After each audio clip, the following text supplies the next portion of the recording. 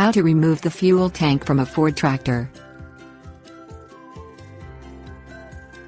Henry Ford built the first experimental tractor in 1907. Since that time, many different models of Ford tractors have rolled off the assembly line and headed for farm fields around the world. Many Ford tractor owners perform their own mechanical repairs on site to save time and money. When the work requires the removal of the fuel tank, the Ford tractor owner with the proper tools and basic mechanical knowledge can do the job in 30 minutes. Things you'll need: adjustable wrench, battery post puller, combination pliers, helper.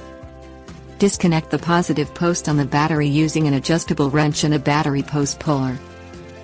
Turn the fuel shut-off valve to the off position. The valve is located on the right side of the fuel tank, as viewed from the rear. Turn the valve handle in a clockwise direction. Remove the hood of the tractor using an adjustable wrench. There are 2 hood bolts located on either side near the bottom of the radiator and 4 bolts around the instrument panel. Disconnect the fuel line at the fuel shut-off valve fitting with the adjustable wrench. Remove the rear fuel tank mounting bolts from both sides of the fuel tank using the adjustable wrench. Loosen the nut that connects the front of the fuel tank to its center support bracket. If the Ford tractor is equipped with an electrically operated fuel gauge, disconnect the gauge wire at the tank with combination pliers.